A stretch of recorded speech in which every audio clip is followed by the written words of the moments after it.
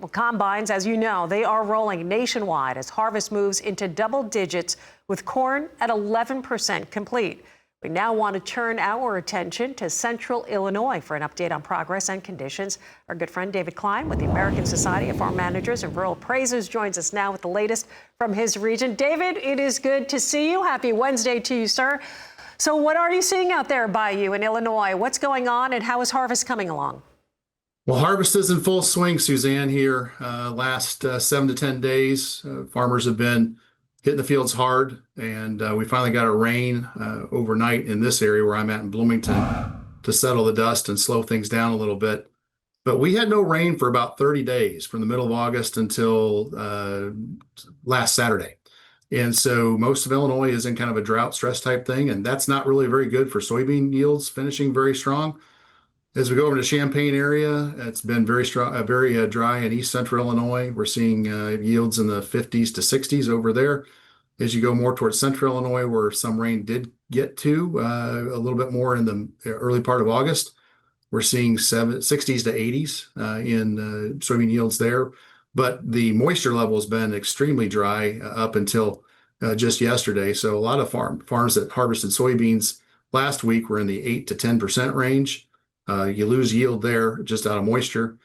Yesterday, we were more in the 13% range with the yields that were coming in.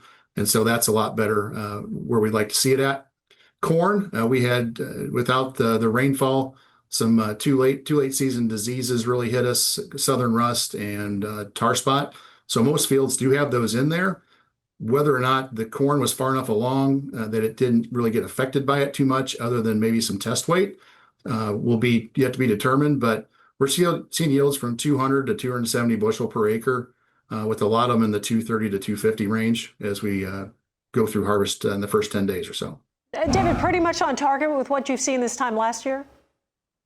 It is a little less than what we saw a year ago, both crops. I think that lack of rain the last 30 days didn't really allow us to finish quite as well as what we'd hoped, especially as it got warmer here right at the tail end. That's dropping moistures pretty quickly, and you just lose some test weight when that happens. Well, let's talk about, of course, a lot of folks lining up farmland sales for the fall. What are you seeing? What are you hearing as far as that is concerned?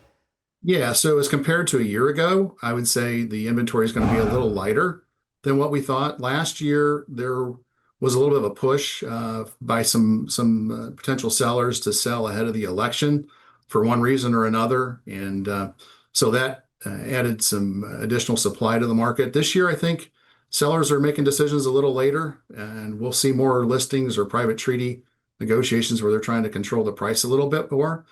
In general, both Iowa, RLI, and Illinois Society of Farm Managers and Rural Appraisers did their surveys in the last as comparing the last 6 months here in the last month or two. And both kind of saw land prices down 1 to 3% kind of based on where you're at in any particular geography. So as a result, I think people are holding their cards a little closer to their chest on what they're willing to do land price wise, wanting to make sure they maximize their price if they're going to sell.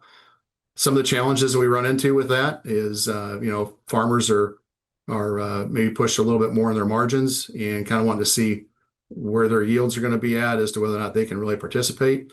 And so I think that's been part of the challenge as well. All right, David, great information as always. Thank you so much for taking the time. David Klein with the American Society of Farm Managers and Rural Appraisers.